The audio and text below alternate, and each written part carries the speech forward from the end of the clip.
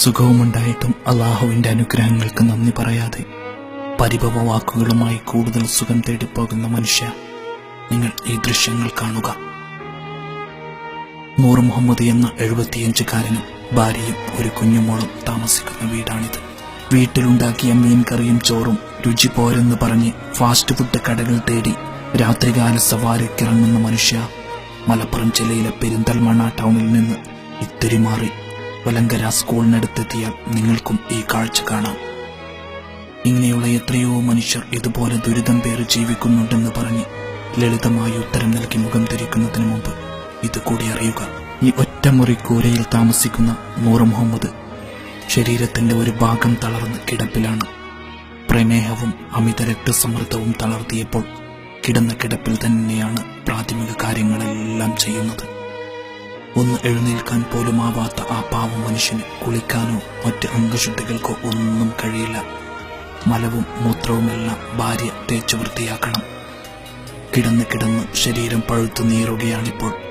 ഭർത്താവിന് എല്ലാ കിതുമത്തും ചെയ്ത് അവർ നല്ല ഭാര്യയാവാൻ ശ്രമിക്കുമ്പോഴും കാണുന്നവരുടെ കണ്ണ് നനയിക്കുകയാണ് ആ കാഴ്ച.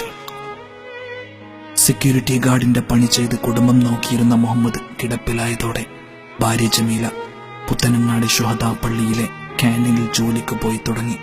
എന്നാൽ ഭർത്താവിന് സദാ പരിചരണം ആവശ്യമായി വന്നതോടെ ജോലിക്ക് പോകാൻ പോലും ആവാത്ത അവസ്ഥയായി. അതോടെ കുടുംബത്തിന്റെ ദൈനംദിന ചെലവും മുഹമ്മദിന്റെ ചികിത്സയും മകളുടെ പഠനവുമെല്ലാം താളം തെറ്റി. ഒരു നേരത്തെ ഭക്ഷണം പോലും അവർക്ക് മുന്നിൽ ഇന്ന് വലിയ ചോദ്യമാണ്. കാത്തിരുന്ന പ്രാർത്ഥനകൾക്കൊടുവിൽ കാലങ്ങൾക്കു ശേഷം ഒരു മകളെയും അവർക്ക് ലഭിച്ചു. മകൾ ഹിബാഷറിൻ. മോൾക്കിന്ന് 12 വയസ്സ് പ്രായമുണ്ട്. രോഗത്തോടൊപ്പം സുരക്ഷിതമായൊരു വീട് പോലുമില്ലാത്തത് അവരുടെ ദുരിതത്തിന്റെ ആഴം വർദ്ധിപ്പിക്കുന്നു. വാടകമുറിയിൽ താമസിക്കാൻ ഗതിയില്ലാതെ വന്നതോടെ ഒരു നല്ല മനുഷ്യൻ ദാനമായി നൽകിയ 4 സെന്റ് സ്ഥലത്ത് കല്ലും മണ്ണും കുഴച്ചുവെച്ച് ഒരു ഒറ്റമുറി കൂര പണിതു. 4 മരത്തൂണുകൾ കൊണ്ട് താങ്ങി നിർത്തിയ ആ കൂര ഒരു ഭ്രാന്തൻ കാറ്റ് ആഞ്ഞു വീശിയാൽ തകർന്നു പോകും. ഈ കൊച്ചുമുറിയാണ് അവരുടെ ലോകം. ഭക്ഷണമുണ്ടാക്കുന്നതും കഴിക്കുന്നതും കിടന്നുറങ്ങുന്നതും നിസ്കരിക്കുന്നതുമെല്ലാം ഇവിടെയാണ്. മഴ വന്നാൽ ചെളിക്കുളമായി മാറുന്ന ഒരു കൂര. കൂട്ടുകാരികളൊക്കെ നല്ല വീടിന്റെ കഥ പറയുമ്പോഴും അവരുടെ വീട്ടിലേക്ക് ക്ഷണിക്കുമ്പോഴും ഇബയുടെ മനസ്സ് നൊമ്പരം കൊണ്ട് വിങ്ങിപ്പൊട്ടും. വീടെന്നത് അവൾക്ക് പാമ്പ് വരുന്ന ഒരു മുറി മാത്രമാണ്. സഹപാഠികളുടെ ബാപ്പമാർ ഗൾഫിൽ നിന്നും കൊണ്ടുവരുന്ന പുത്തനുടുപ്പുകളും കളിപ്പാട്ടങ്ങളും ഹിബമോളെ കാണിക്കുമ്പോൾ ആ കുഞ്ഞുമോളുടെ ഉള്ള് നൊമ്പരം കൊണ്ട് നീറും. ബാപ്പയുടെ ഗുളികകൾ മാത്രമാണ് അവളുടെ കളിക്കോപ്പുകൾ.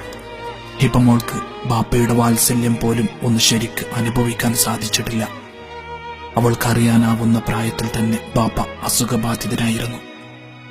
സുഖമില്ലാത്ത ഉപ്പായിക്ക് ഒന്ന് പേടിയില്ലാതെ കിടക്കാൻ ഒരു നല്ല മുറിയുണ്ടായിരുന്നെങ്കിലെന്ന് ആ കുഞ്ഞുമോൾ മലപ്പുറം ശൈലിയിൽ പറഞ്ഞു നിർത്തുമ്പോൾ നിറഞ്ഞുപോയത് ഞങ്ങളുടെ ക്യാമറ കണ്ണുകൂടിയായിരുന്നു. നല്ല നിലയിൽ പണിയെടുത്ത് അതിനേക്കാൾ നല്ല നിലയിൽ കഴിഞ്ഞിരുന്ന മുഹമ്മദ് ഇന്നുവരെ ആരുടെ മുന്നിലും കൈനീട്ടിയിട്ടില്ല. പക്ഷെ ഇപ്പോൾ ഒരു കണ്ണീരു മാത്രമാണ് അയാളുടെ പ്രതികരണം. വർഷങ്ങളോളം നൂർ മുഹമ്മദ് ജോലി ചെയ്ത് സമ്പാദിച്ചതൊക്കെയും കയ്യൂക്കിന്റെ ബലത്തിൽ ആരൊക്കെയോ തട്ടിയെടുത്തു. കിടപ്പിലായതോടെ നൂർ മുഹമ്മദിന്റെ ബന്ധുക്കളും കൈയൊഴിഞ്ഞു. ബന്ധുക്കളെ കുറിച്ച് ചോദിച്ചപ്പോൾ ആ വയോധികൻ പൊട്ടി കരയുകയായിരുന്നു. ആ കണ്ണീരിന് മുന്നിൽ അയാളെ ആശ്വസിപ്പിക്കാൻ പോലും ഞങ്ങൾക്കായില്ല. ഒരു കൊച്ചു വീട്, നല്ലൊരു ചികിത്സ, അതാണ് അയാളുടെ സ്വപ്നം. മകൾക്ക് പ്രായമാകുന്നുണ്ട്. ഇനിയും അവളെ ഇങ്ങനെ ഒരു വീട്ടിൽ എങ്ങനെ താമസിപ്പിക്കുമെന്ന് ചോദിച്ച് അയാൾ പിന്നെയും കണ്ണീർ വാർക്കുകയാണ്.